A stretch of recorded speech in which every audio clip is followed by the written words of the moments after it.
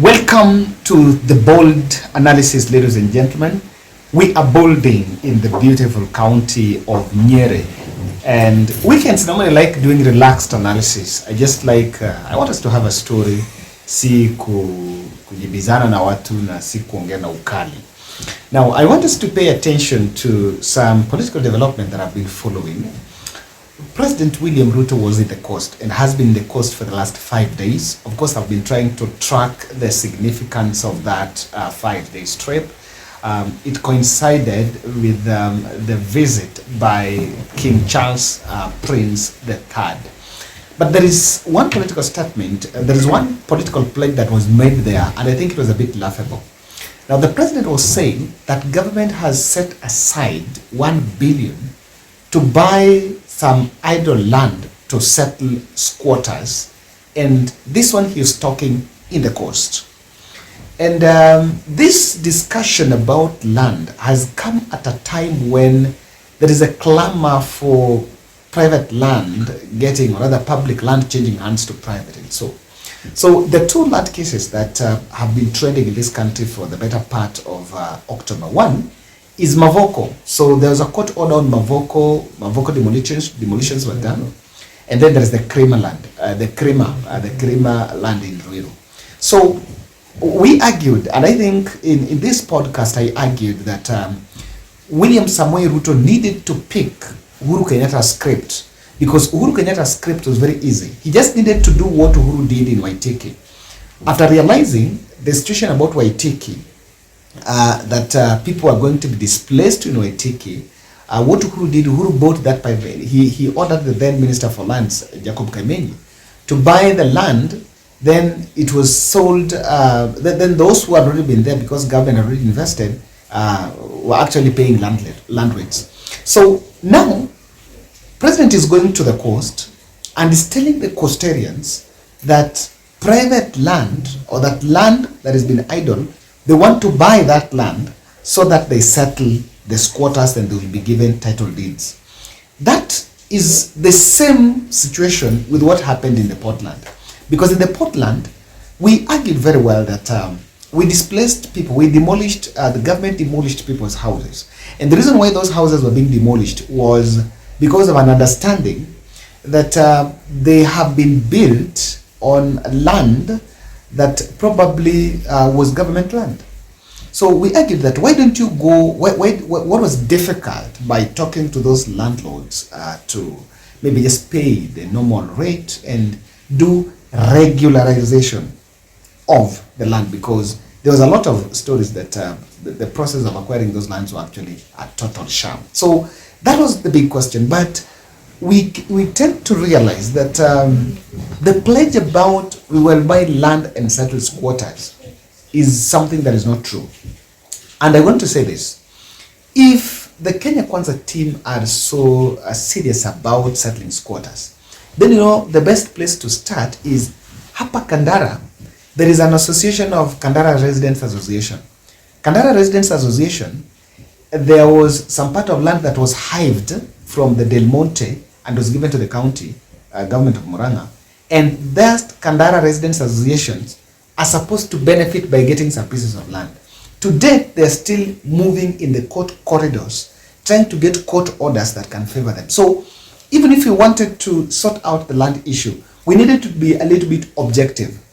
And so that has brought me to a question, and that is what I want to answer in this podcast.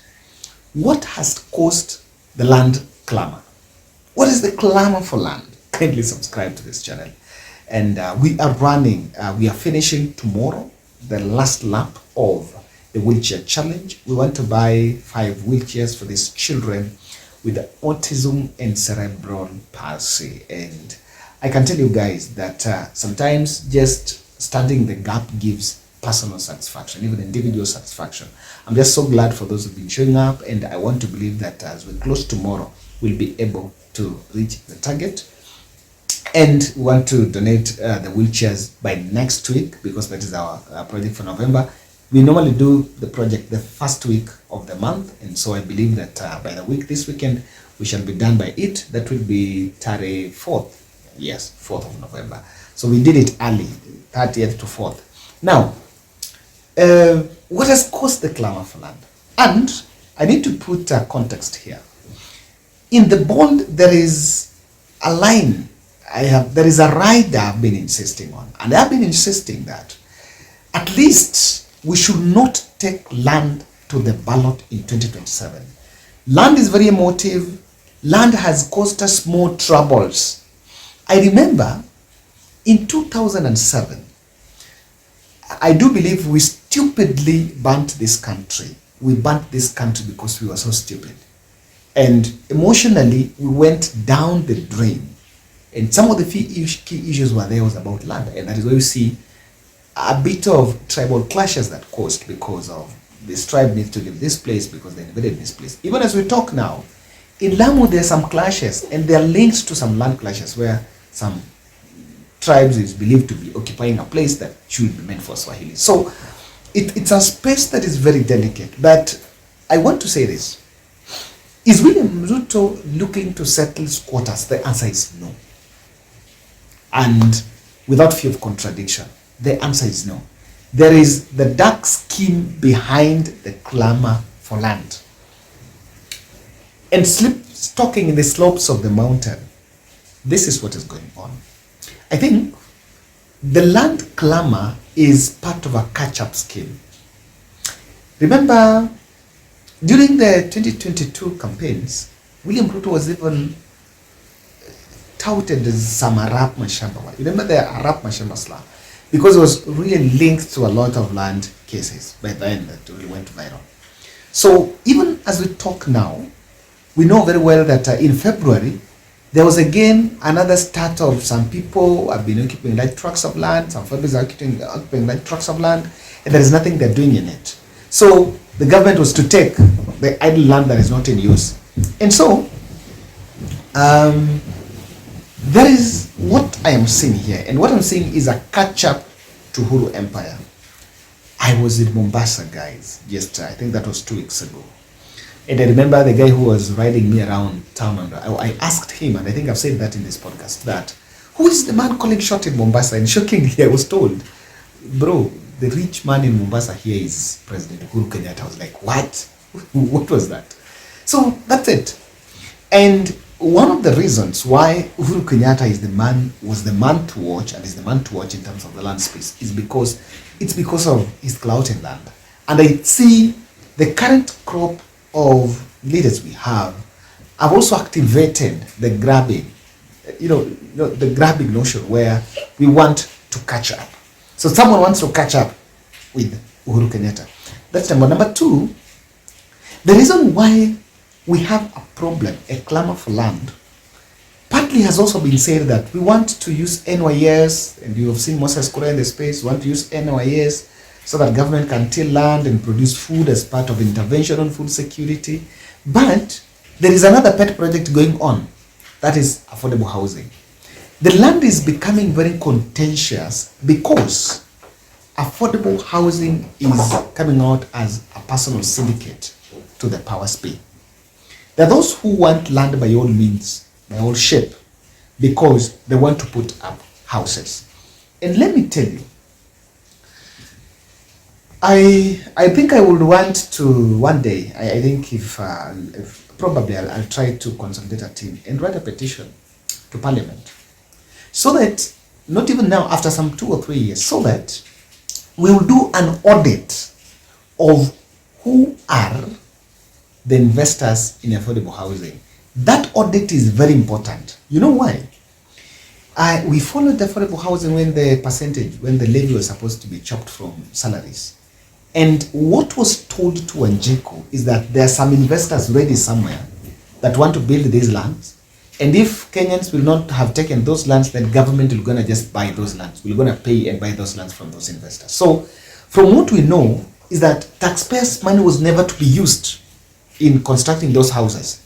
But if you look at how the clamor for land is going on, you'll realize that we have a crop, or we have a breed of landlords that are actually the ones that are calling the shot. So it has been explained in different formats and different forms. But if you look at the bigger picture, the untold truth why we have the land clamor is because we are the ones investing in affordable housing. There is nothing wrong in it, but again, at the end of the day, what Kenyans will then want to find out is whether the intention was actually met. That's a bit of it. The other third aspect I see why there is that much of clamor is the compensation posturing. Compensation posturing is this. As we talk, there is an SGR project that is supposed to extend to Uganda. There are white elephant projects that are going on in the country. And I remember even Dongo Kundu in Mombasa is going on. There is a story by Nation where some people are saying that payments for Dongo Kundu needs to be audited, that who are really paid, were they really people that were supposed to be paid? Now, the entrepreneurs are posturing for compensation. People know very well that there are some giant projects that are going on, and it's government struggling to buy this land, to acquire this and that land, so that if in any case there will be a compensation, I'm telling you, government will compensate itself. So that's the other third aspect, because if I know the compensation is a conduit for robbery of taxpayers' money. Look at in the KDF, there is a story about someone who was released to compensate some families of some ex-soldiers who had died. Under the wildlife, there was some money that was to compensate those who were affected by some wildlife or something. And the money never got to people's pockets. So that's also what's happening in land. We know that there are some giant projects. We are posturing to ensure very well that we bring it, that we get some fortunes from it. Ladies and gentlemen, thank you. If you are in, if you're coming to Kenya during this beautiful holiday, then you need to book your time in the coast. Oh my goodness. I like the coast. Oh my goodness. So that is why the Bold Podcast, in partnership with the Zuri Coastal Port Apartment, is giving you access to serene, best beach view Airbnb, so that when you can, it's a deal for you and your family, you and your spouse, your young people. You can also go and just unwind and have your nice time there. It's a 2-bedroom apartment where from every view, from the sitting room, from the bedroom, and even the front view, you can have a closer view of the beach. By the way, watch and you will be well.